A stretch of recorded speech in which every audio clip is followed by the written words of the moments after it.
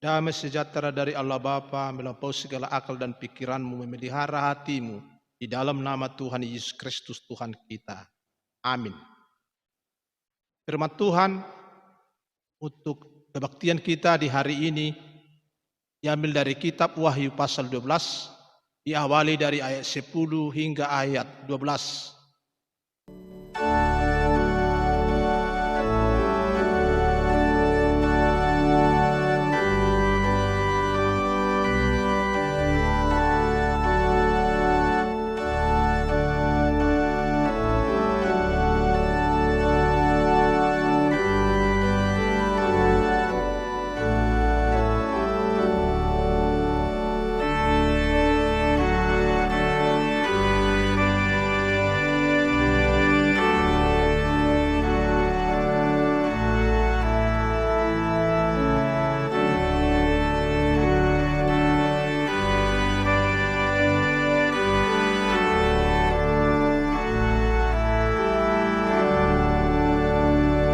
Saudara-saudara umat Tuhan yang dikasihi oleh Yesus Kristus, seseorang bernyanyi atau menyanyikan satu lagu pujian bagi Tuhan pada saat dia mengalami pergumulan atau penderitaan, nyanyian itu baginya menjadi penghiburan.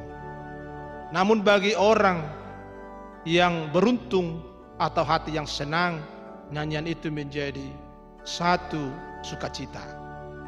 Dengan nyanyian telah membuka kembali kenangan atau momen-momen yang lama, seandainya hal itu sudah terlupakan. Jadi dari pribadi yang bernyanyi akan terlihat satu bentuk ekspresi apa yang sedang dialami seseorang, walaupun dia masing-masing antara menderita dan hati yang senang, selalu menyebut nama Tuhan.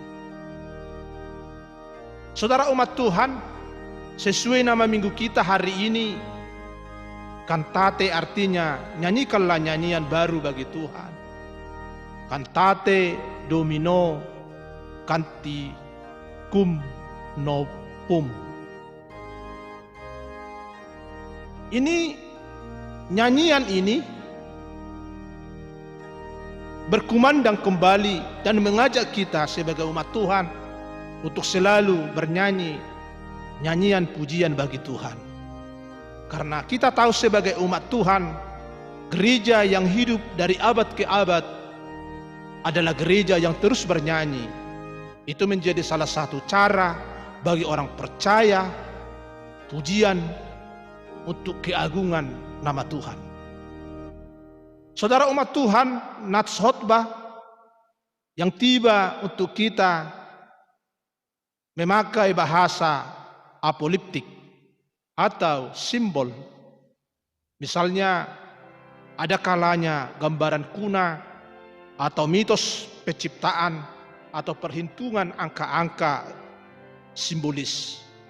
Ini membuka rahasia dalam arti khusus, memperkuat harapan kita sebagai bagian orang percaya akan janji-janji yang diberikan oleh Tuhan Bapa kita bagi bangsa-bangsa pilihannya, termasuk umat yang percaya, kita dan semua gereja-gereja. Jadi semuanya itu jelas bagi kita, tendensi terarah bahwa sorga adalah masa depan orang percaya.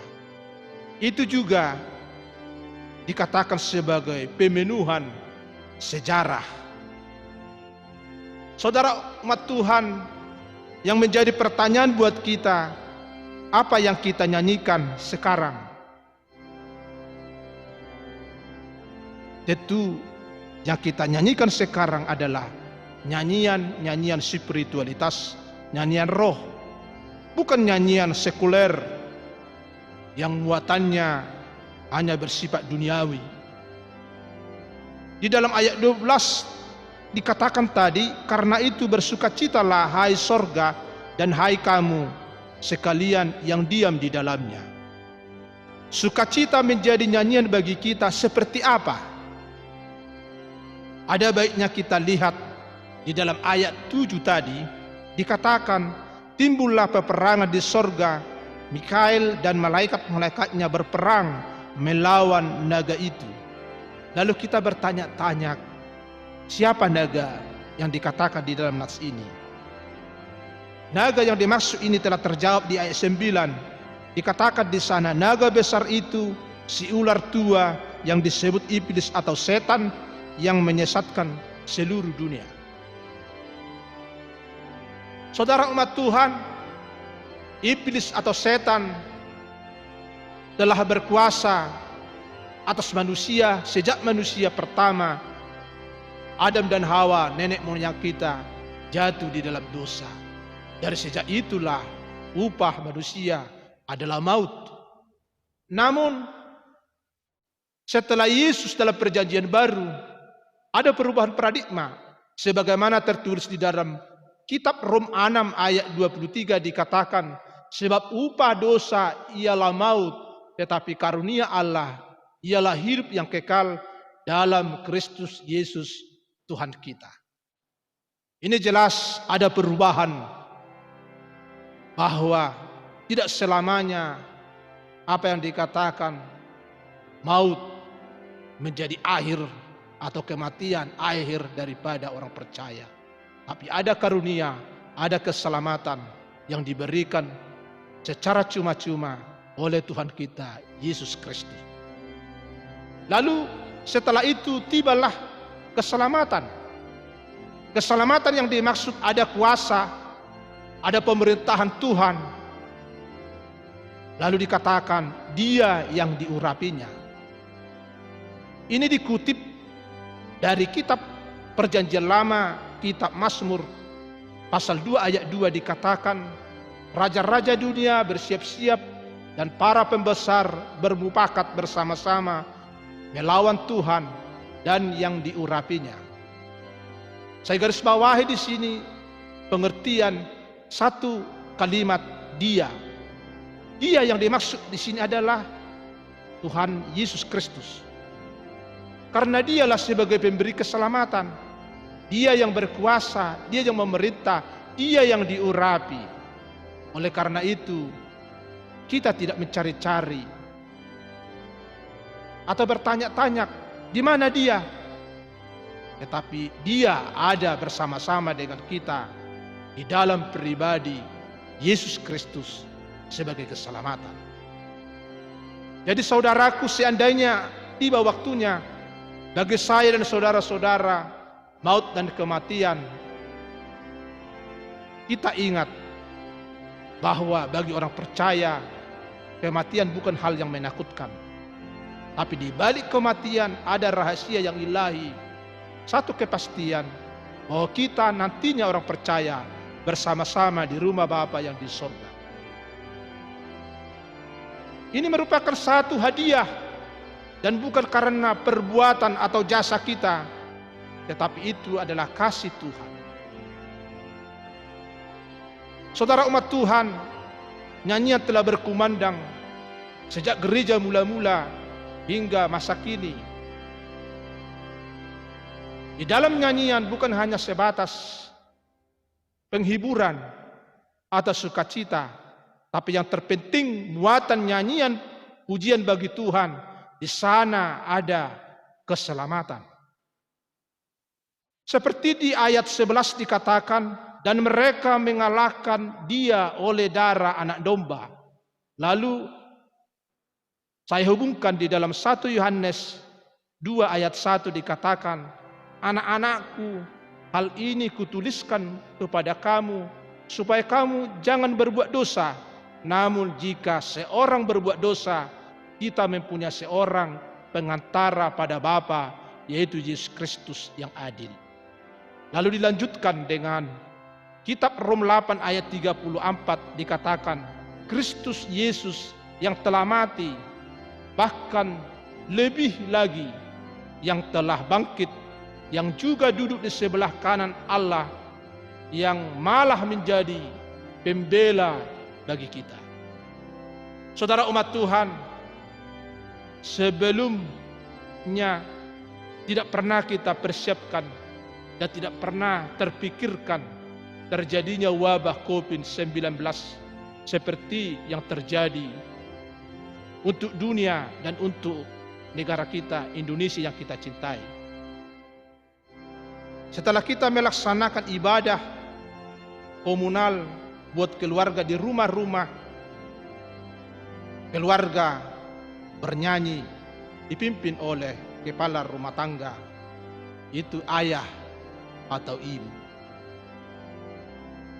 Ini seperti Abraham mendirikan mezbah dalam perjalanan bersama-sama dengan keluarga. Itu dapat kita lihat di dalam kitab Kejadian pasal 12 ayat 8. Dengan sendirinya kepala rumah tangga mempersiapkan diri sebagai pemimpin ibadah keluarga bersama-sama dengan anak-anak.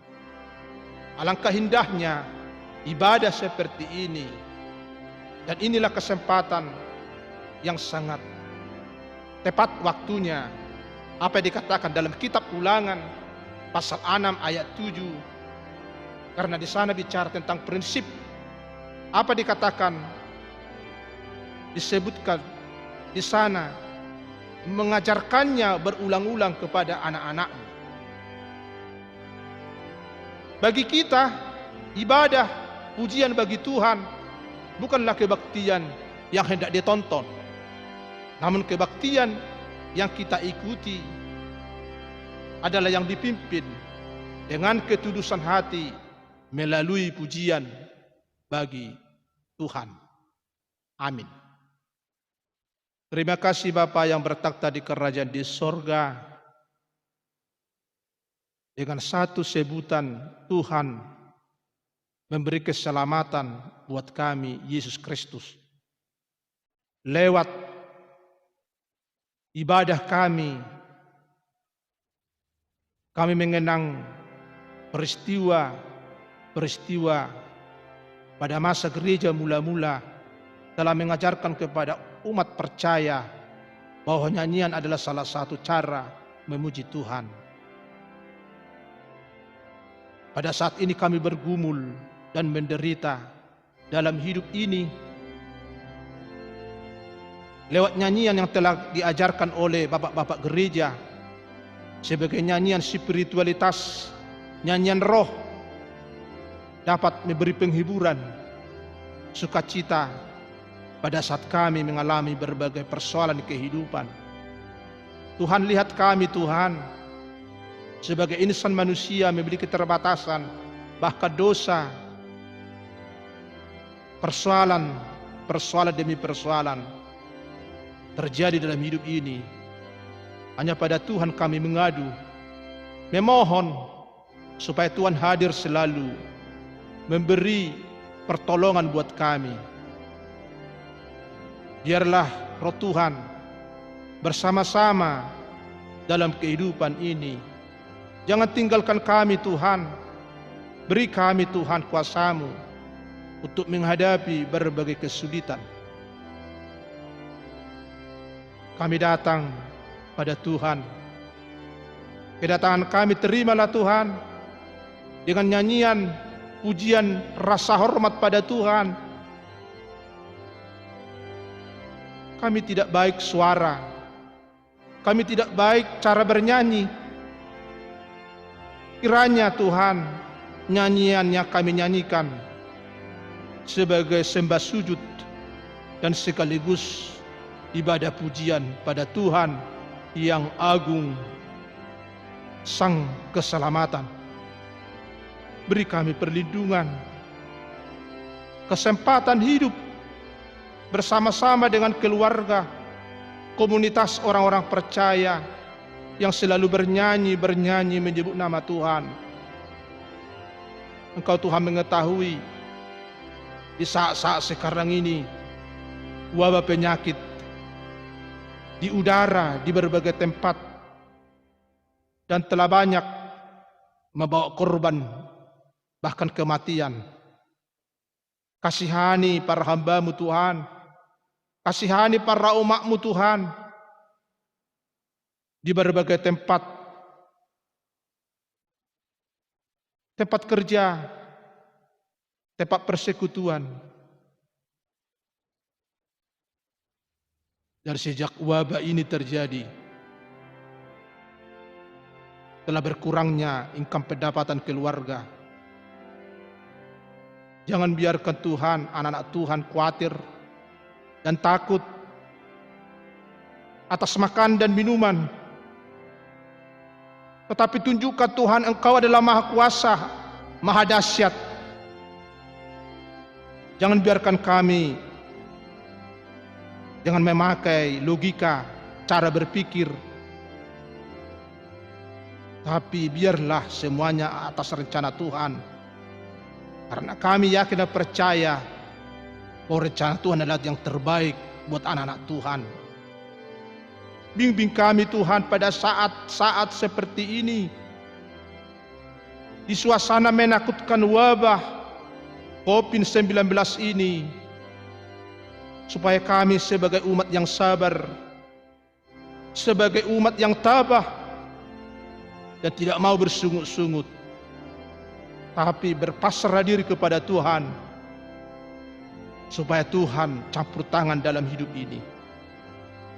Kami berdoa juga Tuhan, pelayanan medis di rumah sakit, para dokter, pelayan medis yang lainnya, petugas kebersihan yang kerjasama dengan aparat pemerintah, TNI dan polisi, dan semua yang berkompeten, yang ambil bagian untuk demi keselamatan ini. Engkau berkati keluarganya, Engkau berkati segala sesuatu apa yang mereka pikirkan. Beri keselamatan, beri perlindungan. Tuhan, biarlah doa-doa orang percaya yang dialamatkan kepada Tuhan, Kau terima Tuhan sebagai seruan orang percaya untuk minta pertolongan.